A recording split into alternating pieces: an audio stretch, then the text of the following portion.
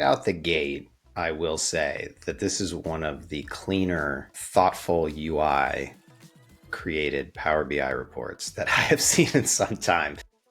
I think this is, folks, where you'll notice when you look at this sort of Power BI report versus an amateur or someone who's just kind of doing this. This is a very seamless looking process. Your eyes can follow it all the way through. Everything I look at makes sense. Junior to senior scheduler who's kind of the data analyst on site and picks up Power BI and gets working. I'm trying to kind of provide that person some tactics. So what sort of questions are you asking to kind of make it make sense to you? I call that the crystal ball, right? We don't always have a crystal ball to understand what the client needs. And I think sometimes the clients don't really know what they need. It starts with requirements gathering.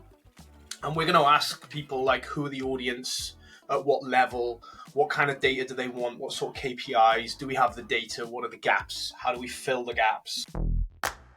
I always tell people that you got to get your data right, and it's always better to go to the source. Most of the problems we fix with data come from human input, like 99% of the time. I always tell in my cumulative, I can have budget, actual remaining, or I can flip it to hours. I've got hours here, I've got cost there.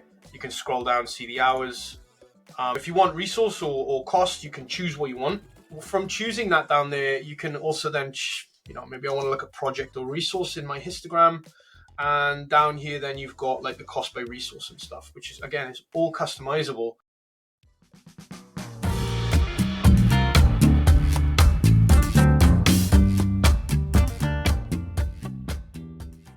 Hi, folks. A quick one before we dive into this week's episode.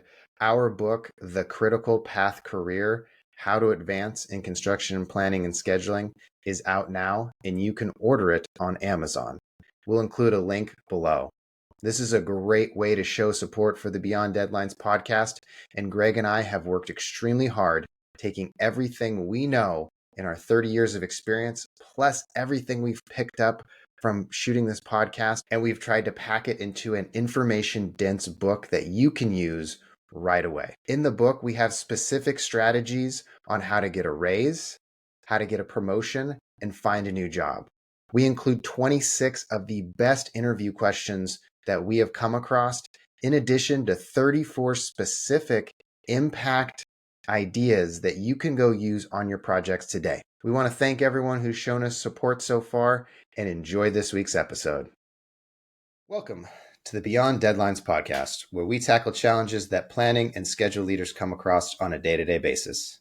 My name is Micah Piippo, and I'm a planning and scheduling manager for Intel. My name is Matthew Spofford. I'm a planner by trade, and I run a data and analytics company that specializes in project controls data called Base One.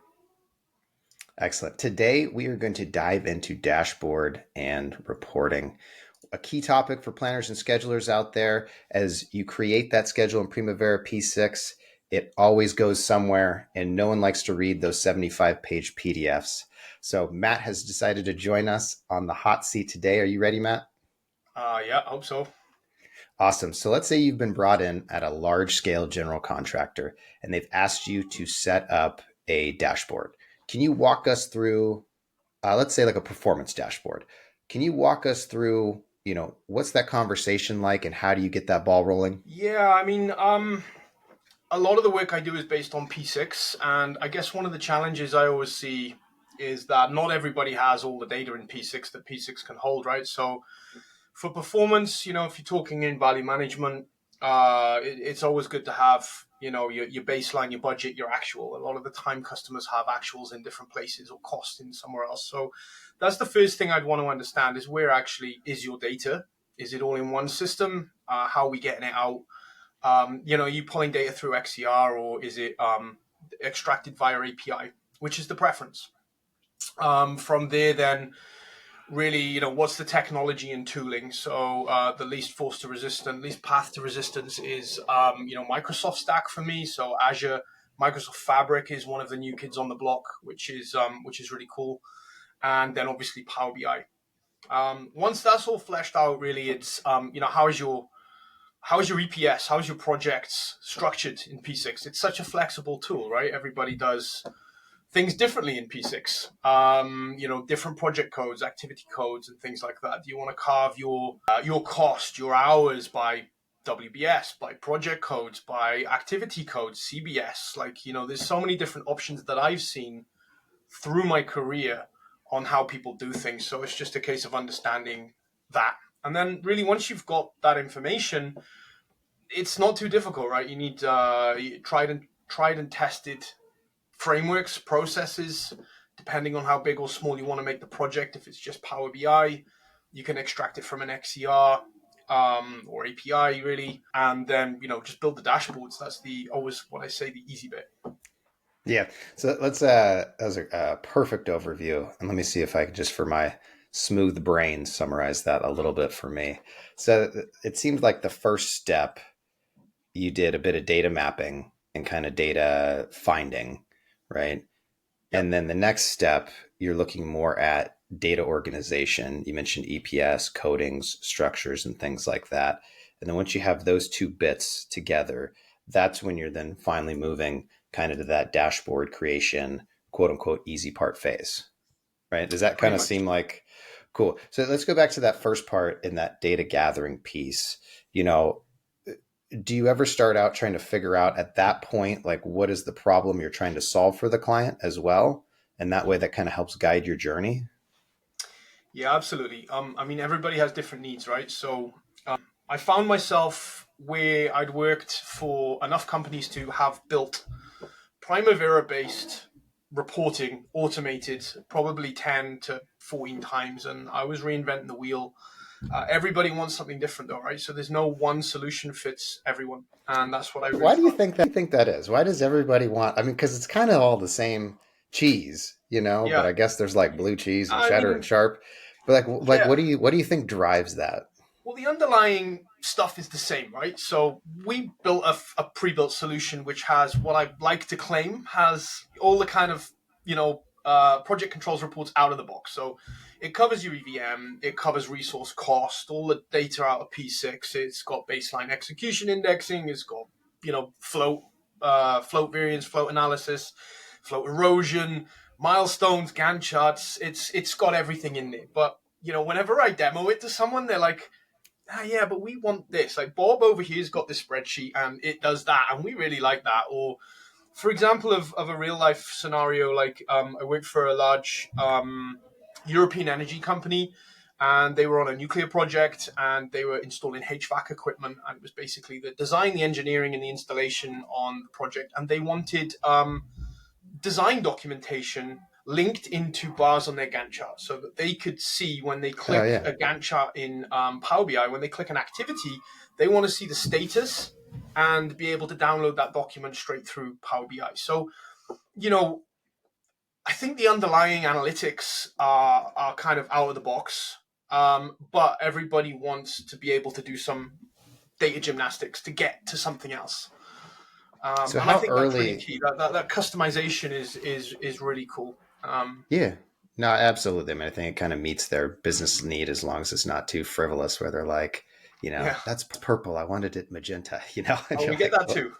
yeah. Yeah. But so how do you start at the very beginning? What kind of questions are you asking to start teasing that information out in your early engagements to then help you build that at the end? Because, I've seen a lot of outputs in my days, a lot of dashboards and those sorts of things.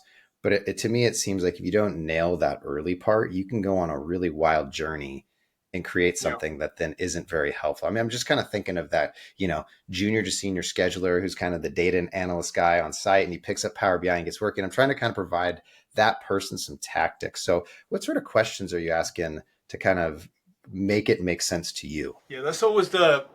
So I call that the crystal ball, right? We don't always have a crystal ball to understand what the client needs. And I think sometimes the clients don't really know what they need. They've got an idea. We have, a kind of a six-step approach, and it starts with requirements gathering. And we're going to ask people like who are the audience, at what level, what kind of data do they want, what sort of KPIs, do we have the data, what are the gaps, how do we fill the gaps, and all that kind of stuff. So that's one of the first things we'll do. And then, really it goes into data exploration. So we want access then to the data to have a look at it. Because everyone's heard of garbage in, garbage out, and you need to try to stop that as much as possible.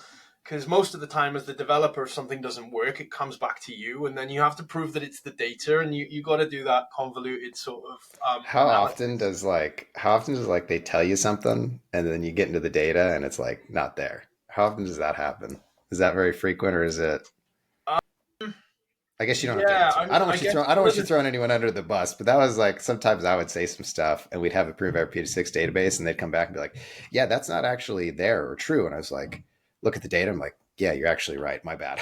Yeah, we have all sorts of different kind of scenarios. I always tell people that you got to get your data right, and it's always better to go to the source. So if we can connect to P6, for example, if the data's there or not, that's always a challenge that they need to figure out. But like the more, I guess, how can I put it? The Most of the problems we fix with data come from human input, like 99% of the time, Yeah. and which is why I always try to help companies avoid spreadsheets. I thought you were One of going the to most say common things that help happen companies is avoid humans. yeah, We just exactly. we just get rid of the problem. Avoid the humans, connect to the systems. Just kidding. Spreadsheets, Yeah, I yeah. mean, most of the time, like, and it's again, I always say like the engineering. So, like with data, you wanna start with data strategy, and then data platform, and then analytics, right at the end. It Hmm. doesn't always work like that though, because people want the shiny thing right at the start. So I always say Yeah. 80% of the work is in getting the data good and getting the analytics ready and blending it with whatever other systems you've got. The 20% is the easy stuff. Is building the analytics, right? It's kind of Yeah. S curves and histograms, and Power BI is really good at that. Uh, So but I took you off on a tangent. We got to your second step of your process, and I always do this with people because yeah, yeah, I'm a horrible host. Can you like go in with step 3, 4, 5, and 6 yeah, and they don't in that work. engagement cycle? They don't work consecutively like a waterfall, and we can go into Yeah. that in a minute. But most of the time, we'll manage projects agile. But generally, we start with data, with exploration, requirements gathering. We'll explore the data. We'll go into some kind of form of engineering. So we're gathering the data, cleaning it. We're looking at the sort of master and reference data that have to stitch all the things together. From engineering, we'll go into analytics building, UI, UX, building the actual reports, and then finally into publishing. So, what publishing means in terms of what's the difference between building reports and publishing? We're in a dev space, right? And publishing is actually pushing that information live into the business for decision makers. So the last thing you want is to release dev work with data that you're not 100% sure about into the business, Oh, because that's a people great. start making Yeah, silly that's a decisions, great. right, Yeah. off This bad data. project's 350 days late. Yeah, No, that was exactly. just the wrong data. We've overrun by 5,000%. I think that was HS2, right? But Yeah. yeah, Oops. That was real data. That was I'm just kidding. I don't know. I don't know yeah, trains in the yeah. UK. No, so I'm super excited to demo, some of your reports and check some of those out live. But before you pull those up and we get into that, what are you seeing on like what you mentioned Microsoft Fabric? Is there anything else that you're seeing in the dashboarding data space that has you really excited for the future? Yeah, I think Microsoft Fabric is one of them. So ultimately, what that is as a small development company starting out, it's always been very difficult to work with big companies and get through IT to get to Azure. And Azure is like the back end of everything, and it's very powerful. And generally, we get a lot of resistance. And I think Microsoft kind of saw that to some extent. So they brought all of the data tools down into the Office 365 environment, into Power BI, really. And it was really released November last year. It went into preview, and now I think it was finally launched around April time. So it's still very early on, and people you don't see many people advertising roles for Microsoft Fabric. But I think what that's done is really made data platform available for all companies and all areas without actually hiring large scale data companies to do this. It's so much easier now, and that's really cool. And that's probably my favorite thing right now is playing around with Yeah, that. no, it Yeah. sounds great. And then I'm going to sneak one more question in before we get into the just building up anticipation. So don't let us down. But for anyone who I mentioned earlier, that junior to senior scheduler who starts kind of creeping into data and was like, wow, I actually really like this, definitely follow Matt. But is there any other resources that you have found that kind of can help people along on their journey? Because oftentimes it's hard to just, for people just to like their project planner and scheduler just to like, oh, I'm punting and going to dashboards without kind of building up that skill set. So Yeah. is there anything that you found along the way that helps you out? Yeah, that's a really good question. I mean, so many things. My network on LinkedIn is a really good source of really good information. So the people I follow, there's some really good people in the data space across the world. And one of the good things about that is they're constantly pushing out really good ways of doing it. For example, Greg Lawton, who actually wrote the DAX book, is somebody I follow, and he's constantly releasing good stuff. So that's really cool. Like, follow people who are good at it, and get inspiration from that. But if I could start again, I would probably, do more sort of Microsoft certification training, because I think it's all you can learn, and the best way to learn is to get the tools and try. But you can do a Microsoft, Power BI analyst course in pretty short time, and it'll give you so much accelerated, learning, Yeah. and And folks, teaching I'll you the go right way out. to do Yeah. stuff as well. Yeah. And folks, I'll go out and find the links for those. Those are really easy to find, but I'll find them and I'll put them in the show notes down below so anyone can go Yeah. check them out. They're just the ones straight through Microsoft, right? Yeah, so I think you've got the PL300, DP300s, all those kind of Microsoft, and also the Fabric stuff as well. I mean, Power BI is really. I get comments from people. It's like, oh, Power BI is like Excel on steroids, and it's like, yeah, it is. But it's so much more than that. It's an Yeah. automation tool. It's a databasing Yeah. tool. You can connect directly to something. You can program it. Yeah. You can use Python in it. You can use SQL. You can use I Ink, know. which is the Power Query script. You can automate so much in it. It's such a I'm cool just tool. thinking the one that always, is the like, no, it's not for me is as you start to look towards workflows, because Yeah. that's the kind of key thing for me with data is data and dashboards are cool, but they should always lead to decisions, like the Hmm. kind of the key point of them. Like, this project is late based on this data. What are we going to do about it? If it just sits in a dashboard, no one takes any actions. And Yeah. so I see over time actions kind of generating more towards workflows and things like that. So that's the automated thing. All right. I think we've built the crescendo up of, I know for me, I'm chomping at the bit. So Matt, why don't you throw some stuff up on the screen and just chat us through what you got and what it is? Yeah, sure. Okay, so let me share a screen. What I'm going to show you is part of the what I call the quality report that we've got.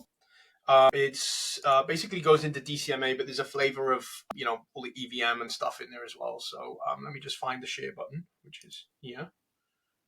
Share screen. Okay, so as I say, we've built a platform. I mentioned earlier you got data strategy, data platform, analytics. This is kind of like data platform and analytics, but we built so many of these things that we got pretty good at it. So within this is the quality report. We've got three out of the box.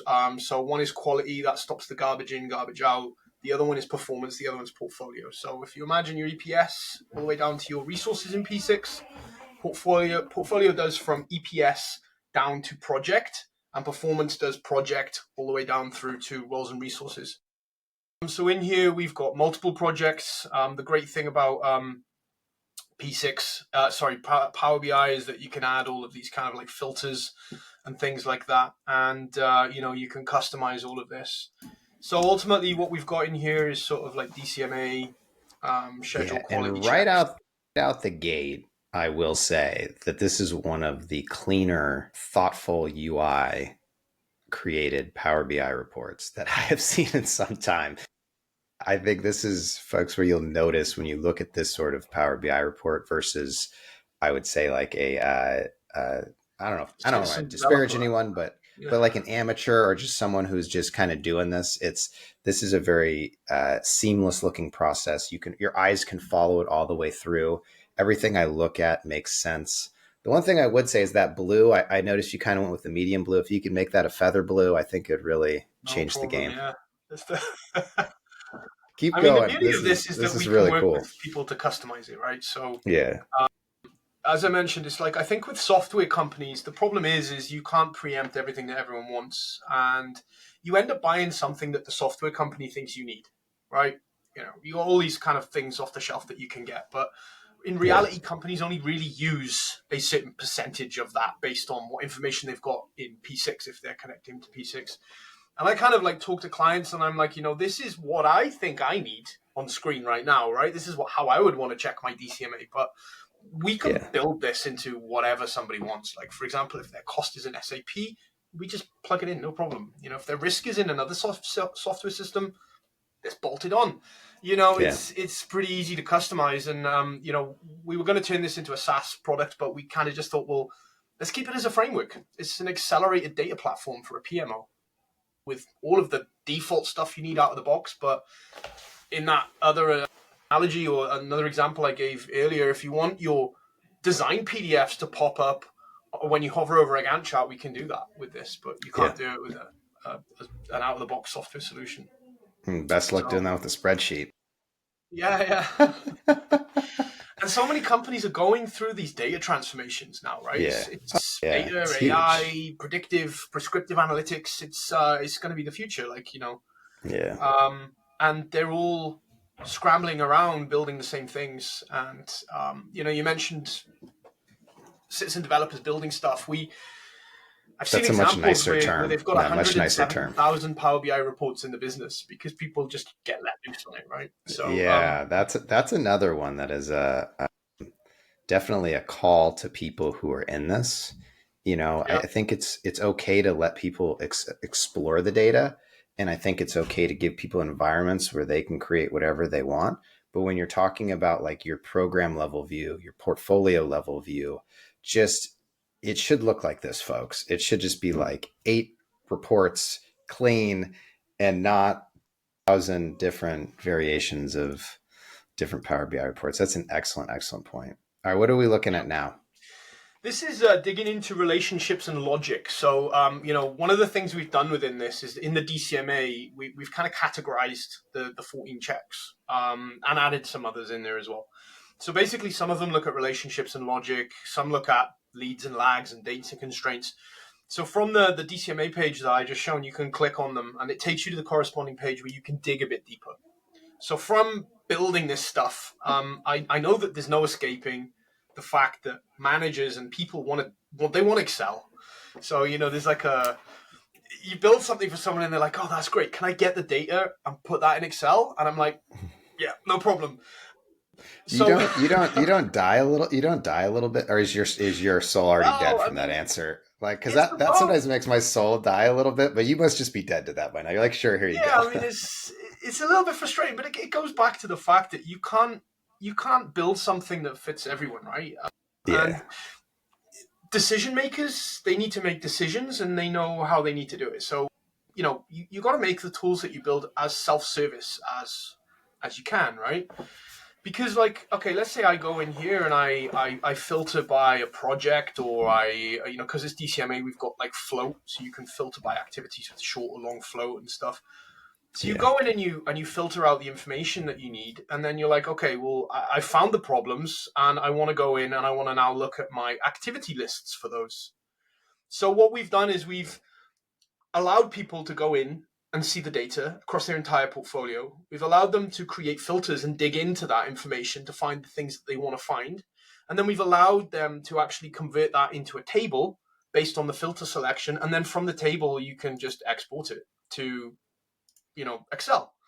So also what we're doing is we're lightening the load and the need for licenses of software, really. You're kind of pulling data from the system and giving the manager a way of actually, finding and making their own decisions. They're interrogating the data, they're exploring it. And I think that's a good thing, really. So yeah. No, absolutely. I mean, I think that ability to have the high level picture, but then also dig down into the weeds in a kind of clean way that makes sense, that's quick and easy, is super important.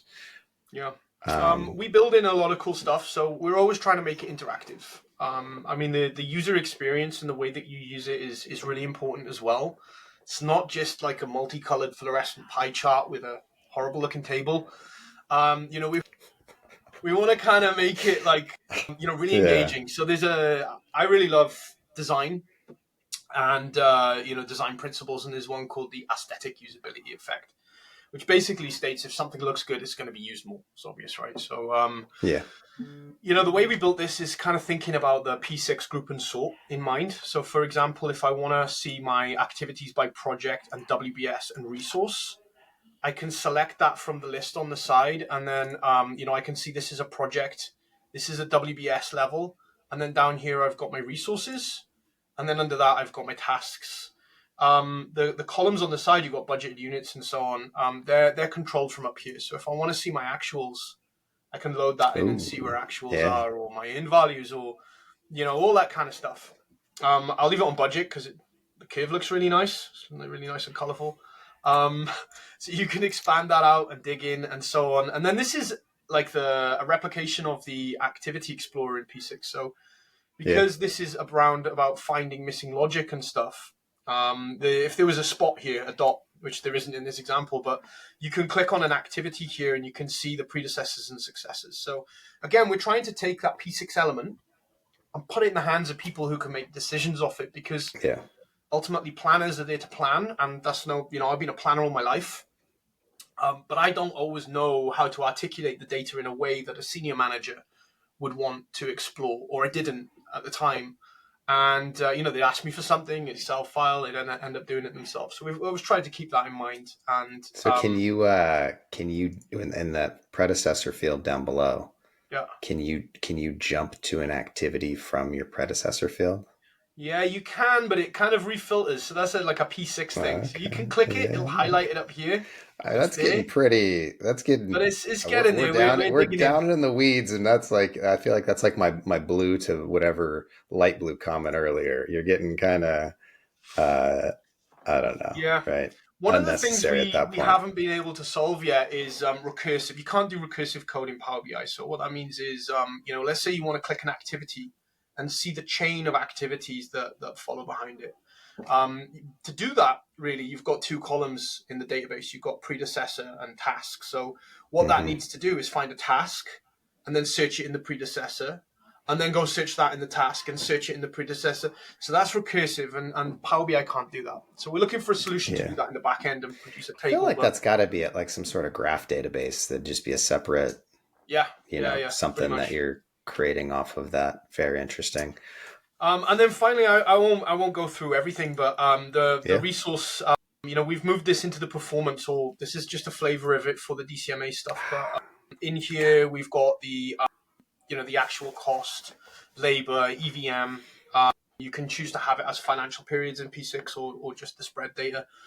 And in here, you can kind of zoom in quickly, and you can choose what you want in your curves. So again, if you want budget, actual, remaining, in my cumulative, I can have budget, actual, remaining, or I can flip it to hours. So I've got hours here, I've got cost there. You can scroll down, see the hours. So if you want resource or cost, you can choose what you want. You can have it all if you want, but it wouldn't really make much sense. So from choosing that down there, you can also then, maybe I want to look at project or resource in my histogram. And down here, then you've got like the cost by resource and stuff, which is, again, it's all customizable. But what we've got, again, digging into the data and seeing the tables, I can click down here, see a table, and those selections I've made at the top are in the back there. So, we chose budget, actual, labor cost. Again, we can change the group and sort. If I just want it by project, there it is, project and task. Download it, share it with your friends, make actions off it. Whatever you want to do. Your friend that's leading the project manager area that's extremely over budget. Yep, share that with that friend. Yeah, absolutely. So I mean, that's it in a nutshell. And what that looks like in P6, in Fabric is basically the medallion architecture that I spoke about earlier. So we've got this bronze, silver, and gold layer. Yeah. What that's doing is lots of Python. Are you sharing? I think it may not have. Or did it not update? Let me just stop and try again. No, it's all good. Yeah, because I know I did. I didn't share entire screen. Yeah, so this is the Fabric stuff. I mentioned about the medallion architecture, so all of that sits in here. And really what that does is in bronze, you've got raw data. Let's pull it all in. Let's get all the data, store it in raw. Silver transforms, produces all the tables for the DCMA, produces all the EVM calcs. Your float erosions, all that kind of stuff happens there, but it's not modeled. It's just in a data lake. And then gold is where it all gets modeled together. And really, they call that a medallion architecture, and that's a really good practice.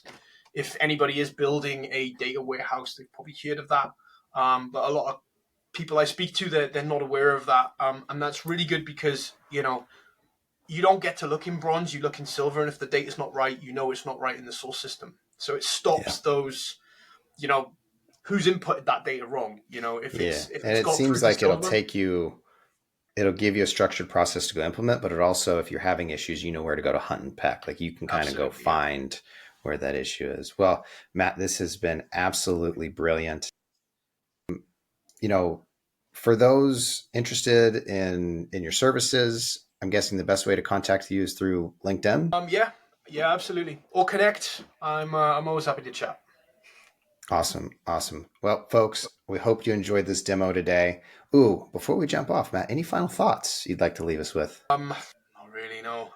It's been a pleasure, though. Really enjoyed it. Awesome. I think those are I've been doing this for over 15 years now. That is some of the best dashboards I have seen in some time, either out of a packaged software or built, homebrew.